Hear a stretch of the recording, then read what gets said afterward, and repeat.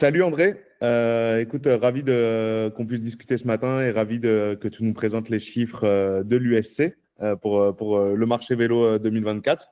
Ce que je te propose, pour que ce soit un format simple, attrayant et facilement digérable par nos chers vélocistes, c'est de faire tenir cette présentation en 30-40 minutes. Et ce que je te propose, moi, c'est de te commencer à te présenter et à nous dire ce qui s'est passé en 2024 sur le marché du vélo. Et on va essayer de faire une présentation dynamique et collaborative pour qu'on puisse poser les bonnes questions et donner les bonnes indications à nos vélocistes pour appréhender au mieux 2025 et 2026. Ça te convient? Parfait, parfait. Bonjour à tous. Donc André Guettem, je suis le directeur de la commission cycle à l'Union Sport et Cycle. Et ça fait 30 ans que je suis dans le vélo. J'ai dirigé Shimano France une trentaine d'années. Voilà. Alors, j'ai essayé de synthétiser un peu parce que je peux tenir pendant plus de 2 heures si vous le souhaitez, mais je vais pas faire. Lenny m'a demandé d'être assez synthétique et puis c'est mieux. Enfin, s'il y a des questions après, vous pourrez toujours nous contacter. On pourra vous donner des informations. Alors, que dire de 2004? D'abord, pas une très bonne année, mais c'est. Est-ce que vous voyez le chiffre? Alors, est-ce que ma diapo? Non, je vais faire comme ça.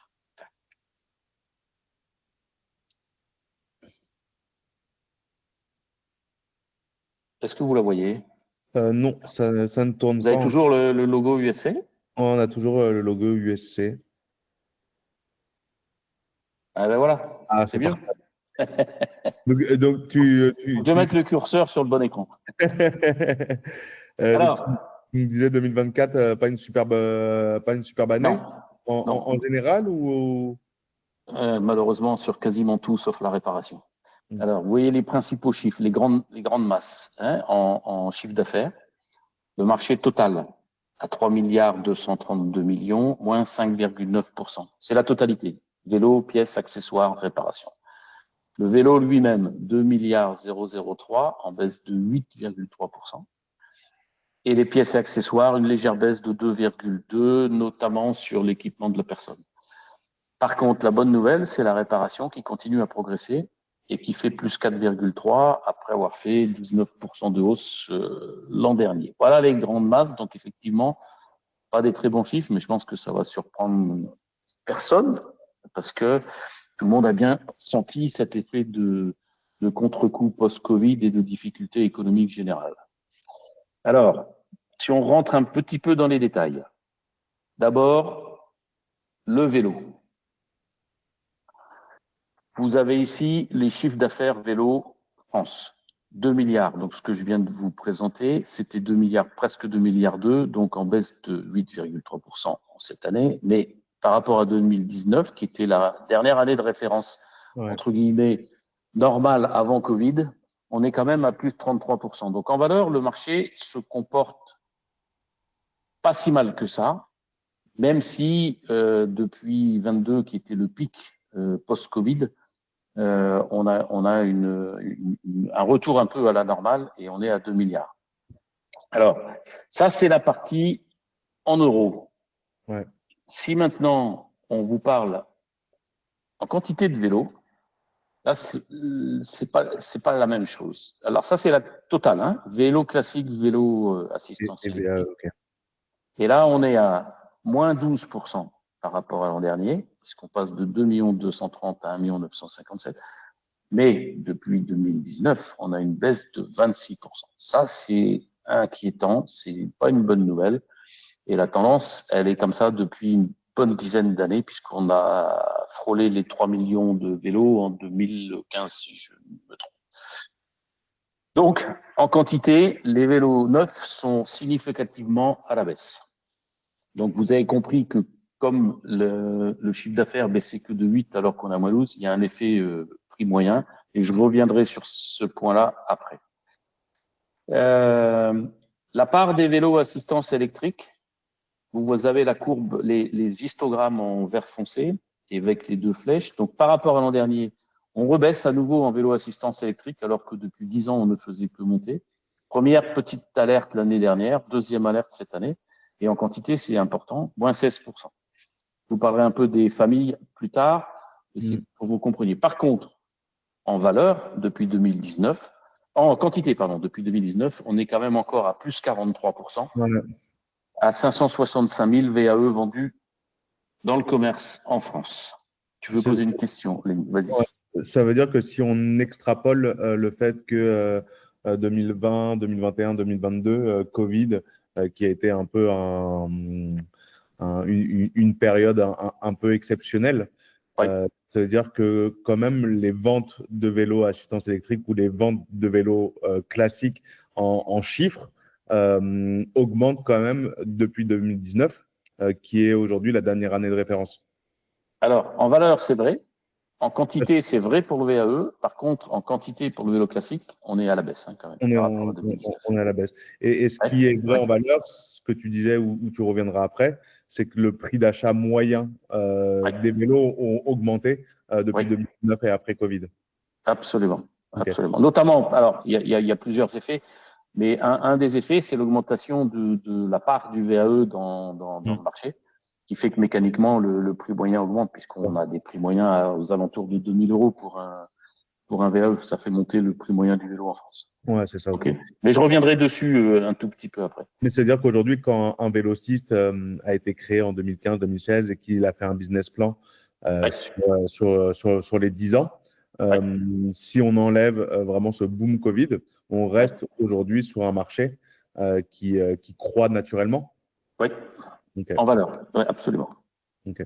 Et dans le VAE, on en reparlera aussi un tout petit peu après, c'est toujours vrai aussi, il y a du potentiel sur le VAE.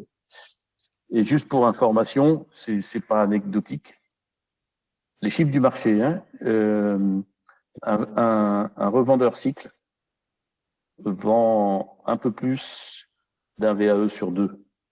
C'est-à-dire qu'il vend plus de VAE que de vélos classiques aujourd'hui en France. Moyenne, hein. Alors, certains, ça peut être différent, mais en gros, c'est la moyenne française. Ouais, okay. Par contre, on verra ce que ça a comme impact en valeur après. Hein. Ça va, c'est clair? Alors, juste un complément, parce qu'on a commencé à travailler sur d'autres segments de business. La seconde main.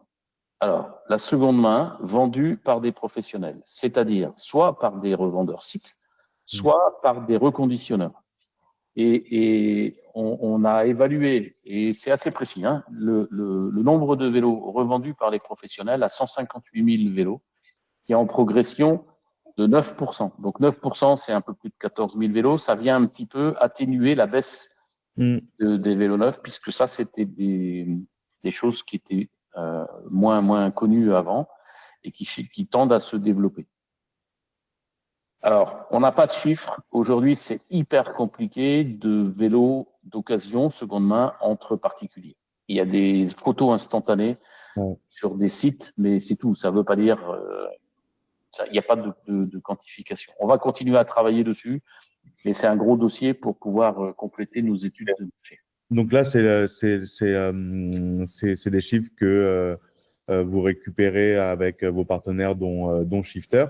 Oui. En 2024, vous avez inclus aussi les reconditionneurs type Hill, Pouet, Lowy, par exemple? Absolument, absolument. Et y compris les grosses enseignes multisports qui en font aussi un peu. J'imagine. Voilà. Mais c'est une tendance. Je pense que c'est pour ça que c'est important de le suivre, parce qu'on se rend bien compte que, vous verrez après avec les chiffres de la réparation, on a tendance à prolonger la durée de vie de nos produits, le vélo, et ça se sent. Hein, voilà. Et aussi, j'imagine, pour le consommateur final, pour réduire le coût d'acquisition d'un vélo, qui soit musculaire ou assistance électrique. Oui, absolument. Et aujourd'hui, seconde main, ça veut dire que vous packagez ce qu'on appelle de l'occasion, mais aussi du reconditionné, qui sont aujourd'hui de marché quand même. Absolument. Ah, ok. C'est reconditionné et d'occasion. Parce qu'en fait, ce qu'on considère, c'est que quand un revendeur, donc vos clients, hein, ceux qui nous écoutent, revendent eux-mêmes un vélo, il y a un engagement de la part du professionnel. Il y a un engagement sur la garantie, sur la sécurité du produit, enfin, etc., etc. Alors que du gré à gré entre consommateurs, là, c'est très différent. Donc, ça inclut les ventes de seconde main. Ça n'inclut pas, pour que ce soit bien clair, du dépôt-vente. Dépôt-vente, c'est consommateur à consommateur. Ok. Ça va? Et c'est important parce qu'on va le suivre et on voit bien qu'il y a des transferts qui se font progressivement. Le business model de l'économie du vélo ou du marché du vélo tend à professionnaliser la seconde main. Ouais, et comme ce qu'on voit, nous, déjà dans le deux roues motorisé, comme aussi le financement arrive quand même en force chez les vélocistes ou les vendeurs spécialisés de vélos, l'occasion ou le reconditionné, on l'appelle des deux manières, se fait de plus en plus parce que ce financement pousse aussi les clients à renouveler plus rapidement leur vélo. Et donc, ça donne des opportunités pour les nouveaux acheteurs de réduire des prix tout en ayant des vélos qui on peut rouler, quoi. Exact. Alors, je continue en vous donnant quelques informations sur les segments du VAE qui progressent. Alors, ne progressent pas. Les deux gros pavés qui ont peu progressé, c'est le vélo de ville qui a baissé et le vélo touche-main. Par contre, les bonnes nouvelles, c'est le vélo cargo qui continue à progresser, 5% en 2023. Et même si c'est encore des petits chiffres, le VAE route et gravel qu'on a cumulé dans la même famille, qui progresse de 33%. OK. Et donc, vous avez sur la gauche, là où il y a mon petit curseur, je ne sais pas si vous le voyez. Si. Oui, ça c'est la part des VAE sur le nombre total de vélos vendus, 29%. Ok. Donc tout confondu sur le nombre total des vélos vendus en France. Voilà, c'est-à-dire que presque un vélo sur 3. Alors, je vais vous donner maintenant un petit complément. Donc, 29% en volume. Par contre, ces 29% en volume, les VAE, représentent 58% du chiffre d'affaires global du marché du vélo en France. Donc, c'est non négligeable. Et quand je vous disais tout à l'heure, un revendeur cycle, en moyenne en France, vend un peu plus de VAE que de vélo classique. Vous voyez l'importance sur le chiffre d'affaires. Oui, bien sûr. Voilà, parce que prix moyen est aussi beaucoup plus élevé. Mais ça veut dire que ça booste aujourd'hui le résultat en fin d'année pour le vélociste? Oui, absolument. Okay. Sous réserve qu'il gère bien ses dépenses, etc., et ses achats. Mais oui, bien sûr, parce qu'il vaut mieux avoir du chiffre d'affaires, puisque si vous prenez un taux de marge constant, il vaut mieux avoir un taux de marge sur un chiffre d'affaires un peu plus élevé, ça fait rentrer un peu plus d'argent. Les choses sont ça. Alors, par contre, donc vous voyez ici l'historique de la part des VAE par rapport au nombre de vélos totaux. Et pour la première fois, on a un tout petit tassement, on passe de 30% à 29%. Alors on pense que c'est un peu conjoncturel et que la situation économique en général et la frilosité des consommateurs à investir dans un vélo VAE avec un prix moyen aux alentours de 2000 euros fait que les gens préfèrent en ce moment, en période d'incertitude comme dans laquelle on vit, ils épargnent un peu plus. On a battu des taux de record d'épargne, ce qui n'est généralement jamais bon pour la consommation et les investissements des consommateurs. Voilà. Donc, et encore une fois, c'est pas une forte baisse. On reste quand même, vous voyez bien la tendance de la courbe, on a beaucoup progressé. Alors, ce qu'on voulait aussi vous dire, je sais pas, on l'a présenté déjà. Vous avez ici la part de pénétration des VAE dans différents grands pays cyclistes européens. Vous avez l'Espagne, l'Italie, qui sont des pays latins un peu comme la France, donc on n'a pas à rougir par rapport à nos cousins. Par contre, quand on voit la Hollande et l'Allemagne, 48% et 53%, on voit qu'on a une marge de progression grande. Et on est convaincu qu'on arrivera à 50%. Alors, quand? Ça va dépendre de beaucoup de choses.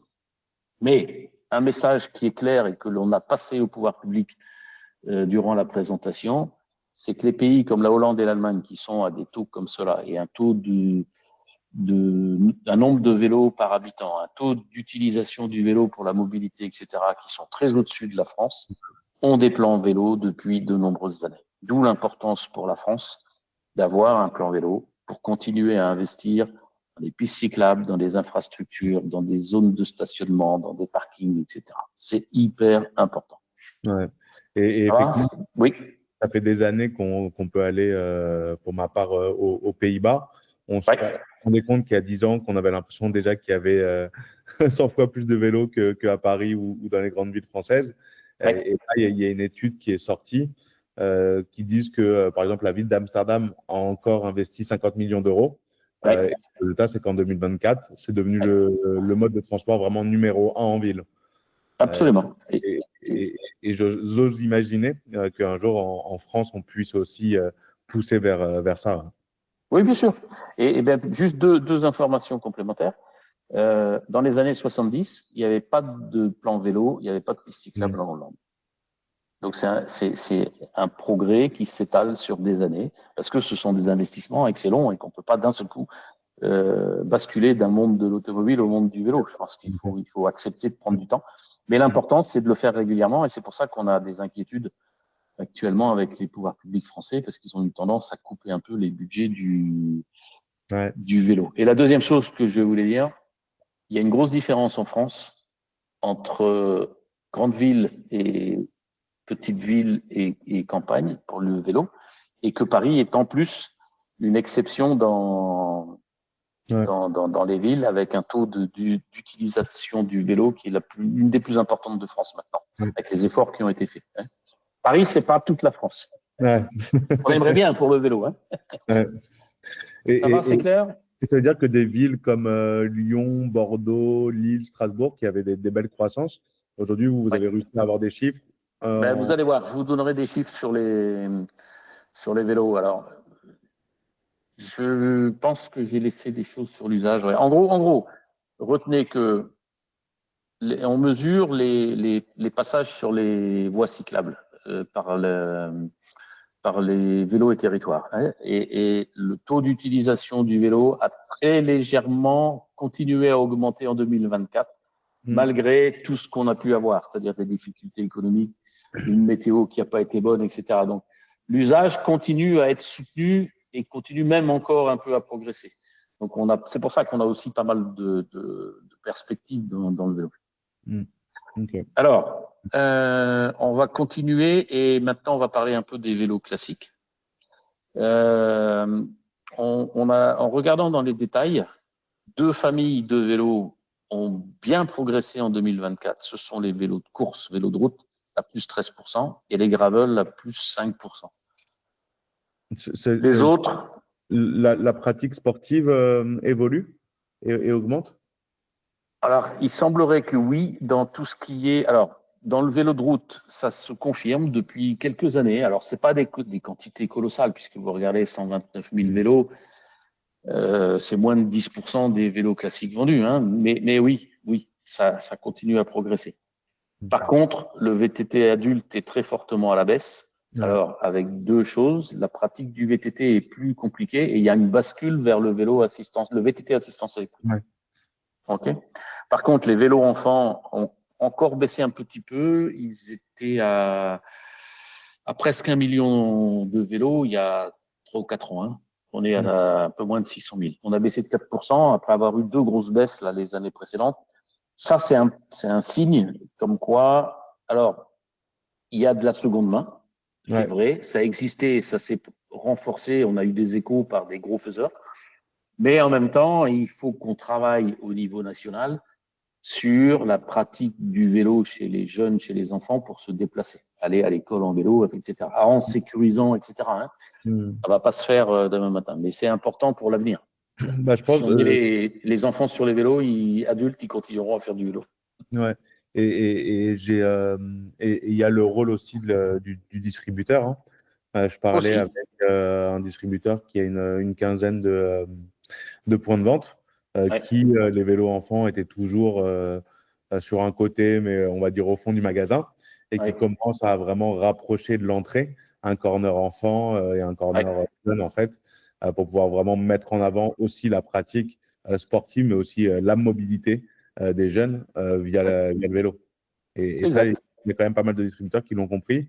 Et Ouais. surtout, nous, ce qu'on voit, je ne sais pas si vous avez des chiffres de fabricants qui font ou qui sont spécialisés ou moins sur les vélos enfants, où il y a quand même de la recherche, du développement et des nouvelles gammes de vélos enfants qui ont quand même été bien portés.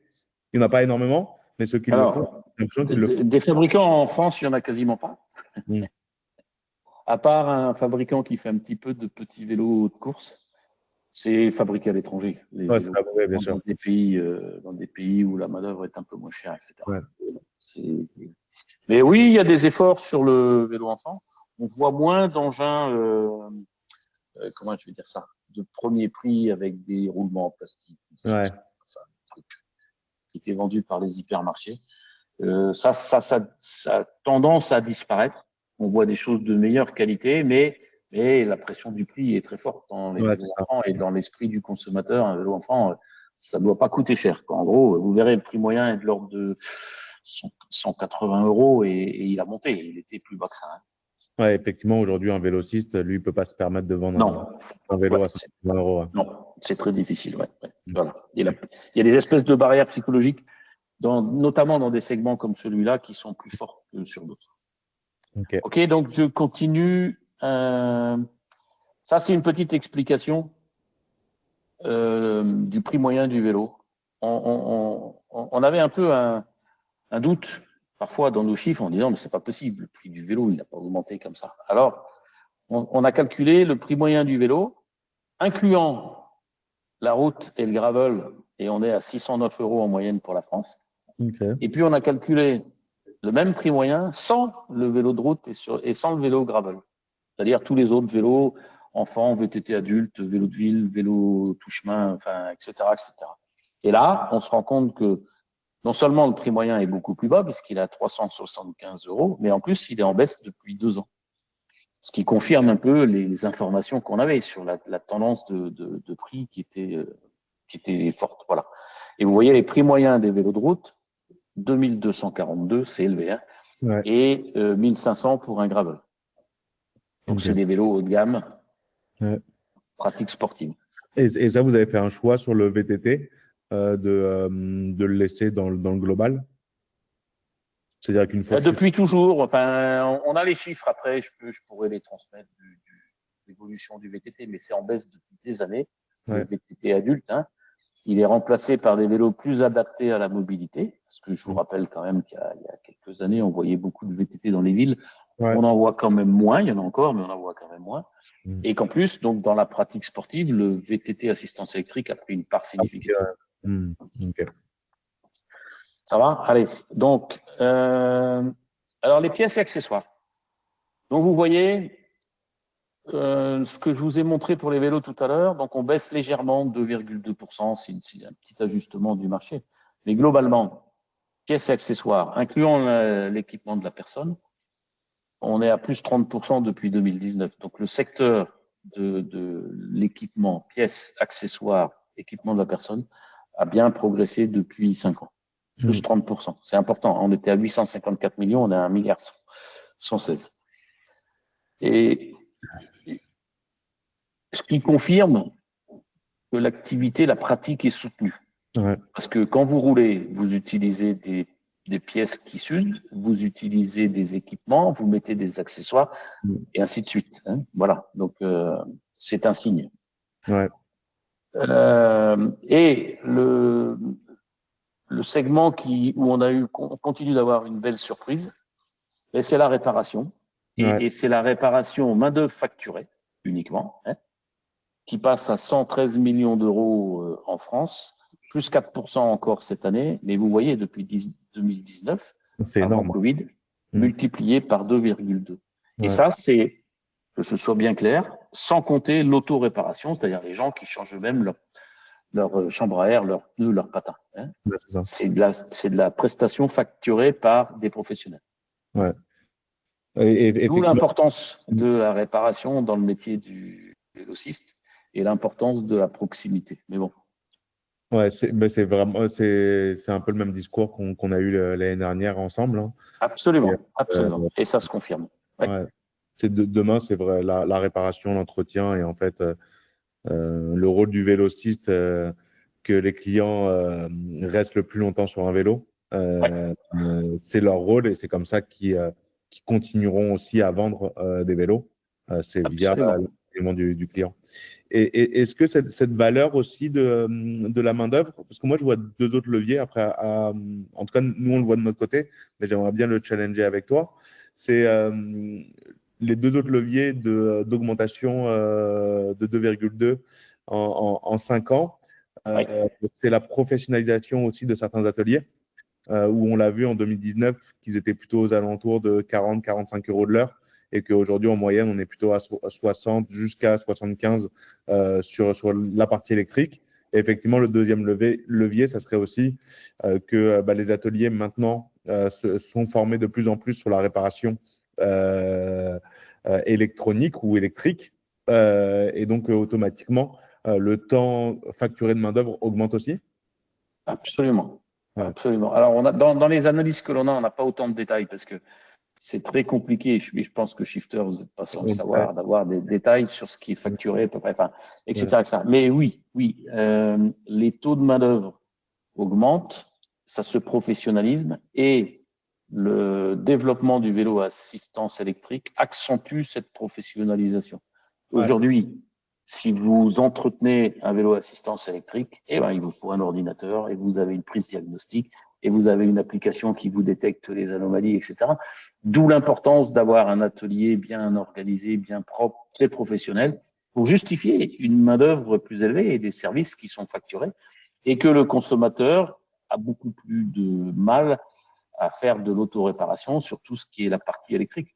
Il Ouais. pourra toujours changer un pneu, même si parfois sur un vélo électrique, c'est un tout petit peu plus compliqué, mais toucher à tout ce qui va être transmission, etc., ça va devenir beaucoup plus compliqué. Donc l'importance de la réparation et de la professionnalisation et du mix qui fait que les consommateurs viennent plus chez des professionnels pour entretenir leur vélo, grâce au VAE notamment, et des vélos haut de gamme bien aussi. Hein, ce qu'on a vu sur le gravel et la route font que les consommateurs ils font attention à leur vélo et ils l'entretiennent sans hésiter. Ouais. Mais c'est une tendance forte. Vous voyez la courbe, c'est impressionnant quand même.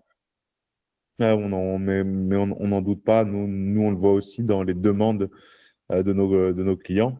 Oui, En 2019, 2020, 2021, on était beaucoup plus sur comment je vends plus, oui, comment oui, oui, j'anime commercialement ma boutique et mon activité.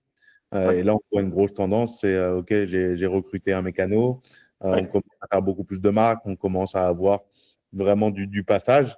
oui, Donc, c'est comment j'optimise mon agenda, comment j'optimise mon achat de pièces de consommables. oui. Et on voit il y en a qui prennent vraiment ce pas-là en se disant le métier de vélociste, c'est vendre des vélos, mais c'est aussi et surtout accompagner les clients au quotidien dans l'usage de leur vélo. C'est clair, Et c'est clair. on le sent et j'ai Oui, l'impression que c'est un peu le futur, hein, c'est absolument. de la vente et de la Et réparation. absolument. Tout ce qui sera de service autour du vélo, dont la réparation, la maintenance, enfin, l'entretien, Mm. pour prolonger la durée de vie du produit, enfin, etc. Absolument. Et Ok. juste pour une information complémentaire, parce que là, je ne l'ai pas mise dans un slide, mais à l'instant T, enfin, il y a quelques semaines, on avait 500 postes de mécaniciens ouverts en France. Hein. On Ouais. manque de mécanos pour les vélos. Et on estime à avoir besoin d'au moins 1000 mécanos formés par an pendant au moins 3 ans en France pour satisfaire la demande de réparation. Ok. Et ça, vous êtes assez proche d'écoles de formation comme l'INCM, je crois, ou en tout cas vous Oui, discutez. d'abord, on a des organismes de formation rattachés à l'USC. Alors, pas l'UNCM, mais Sub de vélo, Ok. qu'est-ce que j'allais dire? CPA, non, pas CPA. Non, pas CPA. Non, c'est Mais, SPA fournisseur. Et on en a au moins 3. Et oui, on est très proche et on travaille sur des labellisations, enfin, etc., etc. Et eux, vous avez un retour de ce que eux ils voient en termes d'inscription, de choses comme ça? Et- Alors, pour le moment, c'est justement, ça fait partie des ambiguïtés du système. On a des postes ouverts et ils n'ont pas assez de candidats. L'attrait du vélo s'est calmé avec l'arrêt, enfin, le post-Covid. Et si vous imaginez, enfin, on a des discussions, par exemple, dans la région toulousaine.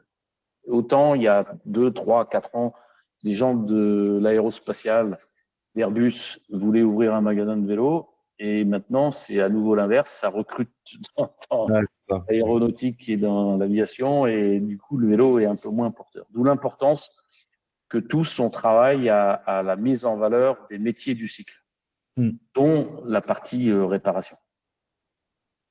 Ça fait partie des grands enjeux pour qu'on soit attractif et que les jeunes aient envie de venir se former et pratiquer dans ce métier du cycle qui est passionnant. Alors, je suis bien d'accord. juste quelques mots en complément des chiffres du marché pur. Donc, ce que je vous disais tout à l'heure, entre 2019 et 2024, on a 37% de fréquentation en plus des pistes cyclables. Ça, c'est des chiffres officiels de Vélo et Territoire. Et avec des municipalités qui continuent à croître rapidement, ce que tu as cité d'ailleurs tout à l'heure. On a Bordeaux sur un an en plus 12%, Rouen sur un an en plus 11%, Paris qui était déjà à un niveau élevé. Donc, on sent bien qu'il y a la pratique. Il manque pas grand-chose pour que ça continue à augmenter rapidement. Donc c'est important, c'est une tendance forte et malgré les baisses du marché, vous voyez, là, on continue à pratiquer. L'autre, dans les autres éléments et dans les potentiels, alors c'était celui-là, on a fait une petite enquête chez les femmes parce qu'on savait qu'il y avait du potentiel. Et la première très bonne surprise, c'est que les Français aiment le vélo, mais les femmes aussi. Et 81% des femmes ont une image très positive du vélo. 90% trouvent le matériel adapté à leur morphologie. Donc, il n'y a pas de blocage à ce niveau-là. Et 51% pensent que c'est l'avenir des déplacements. Donc, vous imaginez, plus d'un Français sur 2 est une Française. Donc, on a de quoi faire. Parce que, dans la pratique, elles sont encore en retard. En gros, on a 12% de moins de pratique chez les femmes que chez les hommes. Ou inversement, on en a 12% de plus qui pratiquent jamais. Et on leur a demandé pourquoi. Et dans le pourquoi, essentiellement, tout ce qui concerne la sécurité. C'est pas le produit, c'est pas le vélo par lui-même, enfin, etc., etc. La sécurité à vélo, le réseau des pistes cyclables trop limité et des solutions simples de stationnement. Et les femmes seront prêtes à pratiquer beaucoup plus. C'est important. Et c'est aussi un message qu'on a passé quand on a fait la présentation des chiffres. Absolument, il ne faut pas lâcher. Et dans nos environnements respectifs, nous, c'est 3 raisons que nous, on sent aussi en habitant ou à Bordeaux. Bien sûr. C'est vraiment ces 3 points-là, effectivement. Oui, c'est clair. C'est clair. Alors, c'est vrai aussi chez les hommes, hein, on a les mêmes, mais pas avec la même ampleur. Voilà, hein. En fait, chez les primo-accédants, si on peut dire ça comme ça, sur les personnes qui ont fait du vélo en vacances, etc., et quand ils arrivent à devoir prendre le vélo, ou en tout cas réfléchir au vélo pour le quotidien, c'est des choses qui reviennent aussi, effectivement. Exact. Donc c'était bien. Donc on a une enquête. Je te vois regarder l'heure, André. Effectivement, ça serait bien que en 7-10 minutes, on arrive à passer. Oui, ça va le faire. Ça va le faire. Alors, qu'est-ce qu'il me reste à vous dire? On en a parlé un peu tout à l'heure. Il y a une évolution vers les vélos achetés par les entreprises et mis à disposition de leurs collaborateurs. C'est pas encore élevé, 19 000 vélos, mais c'est plus 16%. Et on est loin des totaux de l'Allemagne ou de la Belgique. Il y a un gros groupe de travail avec la filière vélo pour proposer des actions auprès des pouvoirs publics pour développer ce segment-là. Et quand vous voyez, il y a déjà des entreprises importantes qui s'y sont mises, mais il y a 19 000 vélos pour un potentiel déjà dans ces entreprises-là de 200 000 collaborateurs. C'est-à-dire qu'il y en a moins d'un sur 10 qui profitent du vélo mis à disposition. Donc, il y a Ouais, ouais. beaucoup de développement possible dans ce secteur-là. Et ça, côté USC, vous avez une idée sur ces 19 000 vélos achetés en 2024, de qui les ont vendus et de qui les entretiennent? Oui, il faudrait qu'on travaille avec les sociétés qui bossent avec les entreprises, mais oui, bien sûr. Ok. Et c'est beaucoup d'entreprises spécialisées qui Ouais. assurent elles-mêmes, pour le moment, l'entretien de la flotte. Ok. Mais pas que, hein. Il y en a qui ont des systèmes chez des détaillants, hein. Ouais, bah pour avoir, on va bientôt sortir un podcast avec les équipes de Zenride. Oui, Effectivement, eux encore, la majorité des vélos sont shippés depuis des vélocistes. Ouais. oui, voilà. Non, mais c'est pour ça. Il y a des. Pour le moment, c'est encore un peu un modèle qui, en France, se cherche, mais il va se développer, c'est sûr, dans les années à venir. Pour que vous ayez une idée, hein, en Allemagne, c'est 2 millions de vélos, hein. Ah, c'est- Le parc, hein. Là, c'est 19 000 achetés par les entreprises, hein. ouais, et ça a Okay. commencé peut-être juste avant Covid. Donc, Oui, c'est doux. En France, on n'est pas encore. Alors, les contraintes fiscales sont pas les mêmes. Enfin, il y a ouais. plein de choses, hein. On va pas rentrer dans le détail là parce que là, il y en a pour. Et c'est très technique. Alors, les collectivités aussi, ben, elles n'ont pas ralenti parce que c'est stable. Elles ont acheté 21 000 vélos, soit en libre service, soit sur des locations longue durée, dont une grande majorité, puisque c'est plus de 80% de VAE, hein. Donc là, ça n'a pas ralenti non plus, hein, ça Ouais. reste stable. Donc c'est aussi un signe que la pratique est là et qu'il y a un besoin de matériel. Alors, les pistes d'avenir. Il y a des forces pour le vélo. Et ça, je pense que c'est bien que tes adhérents, tes clients, soient bien au courant.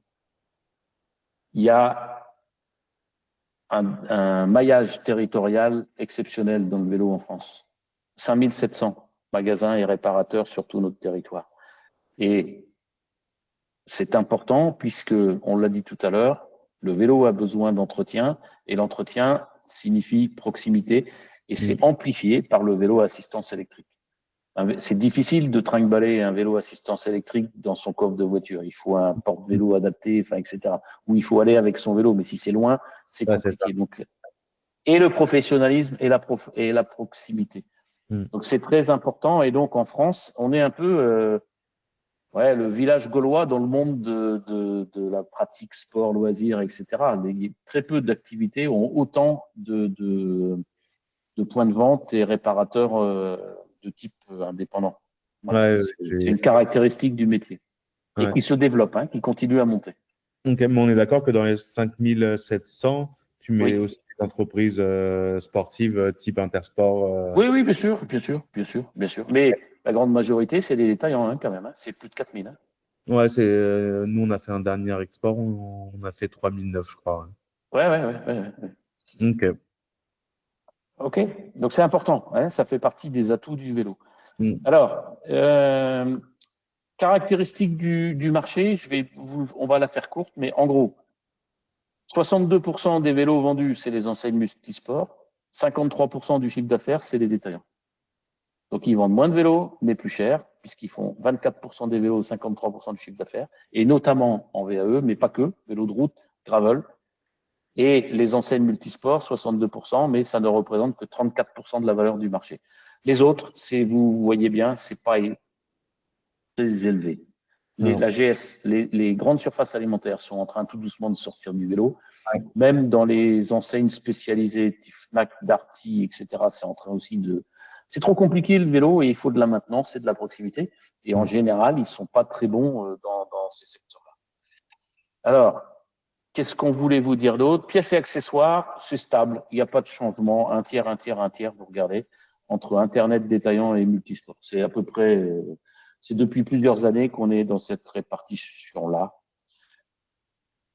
Alors, ça c'est important aussi, puisqu'on l'a dit tout à l'heure, la réparation, je vous ai donné les chiffres d'affaires. Ça, c'est en part répartition. En gros, Les grandes surfaces alimentaires, elles n'en font pas. Les grandes surfaces spécialisées, à part Noroto qui en a fait un petit peu, mais qui va arrêter probablement, ça se passe entre les détaillants et les enseignes multisports. Et vous voyez les ratios. 78% du montant de la réparation, ce sont les détaillants. C'est important. Et ça continue à monter. Donc, c'est un secteur qu'il faut surtout soigner. Tu l'as déjà dit, Lélie, mais je me permets d'insister. Et donc, les détaillants sont incontournables aujourd'hui dans la réparation, et notamment parce qu'ils ont du professionnalisme et de la proximité. Alors, un mot sur la production française. Elle a souffert autant que le marché, puisqu'on a baissé de 18%, même un peu plus. Elle se concentre plus sur le VAE que sur le vélo classique, puisqu'on est à 53% de vélos électriques dans la fabrication française, et la part de marché, elle est qu'à 29%. Donc, en gros, la fabrication française, elle souffre, mais elle se concentre sur des produits à forte valeur ajoutée. C'est sa chance pour l'avenir. Ouais, c'est ça. Là, il y a encore un effet baisse un peu des stocks dans la supply chain. Donc, on pense que les perspectives devraient tout doucement remonter. Mais c'est difficile. Un marché qui baisse, la production, elle peut pas être en grand développement. Hein. Ouais, bien voilà. sûr. Et heureusement, parce que sinon on retourne sur 2023, 2022-2023. Oui, absolument. Que les niveaux de production fonctionnent avec le niveau de distribution. Oui, c'est d'ailleurs les échos que l'on a eus. En fait, c'est plus réactif que l'importation. Alors, vous allez voir d'ailleurs, je vais vous donner quelques éléments parce que bon, on va pas rentrer de détail. Alors, ce que je voulais dire, c'est qu'en gros, la fabrication française, c'est quasiment un VAE sur 2 vendu en France.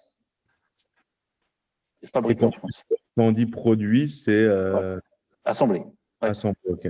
Oui. Sinon, c'est trop compliqué de rentrer dans des détails okay. d'intégration, enfin plus ou moins forte, c'est très compliqué. Non, juste qu'on soit d'accord. Par contre, sur un vélo de type classique, c'est que 1 sur 6. Vous voyez, la spécialisation d'où l'importance aussi de la part du VAE, y compris pour le marché, le business des revendeurs, mais aussi pour l'industrie. Ouais, bien sûr. Alors, l'import, on va tordre le cou à des rumeurs ou des choses qui sont inexactes. L'essentiel des vélos importés en France viennent d'Europe. Donc, tous les discours qui disent ça vient de Chine, ouais, ok, c'est 8% la Chine.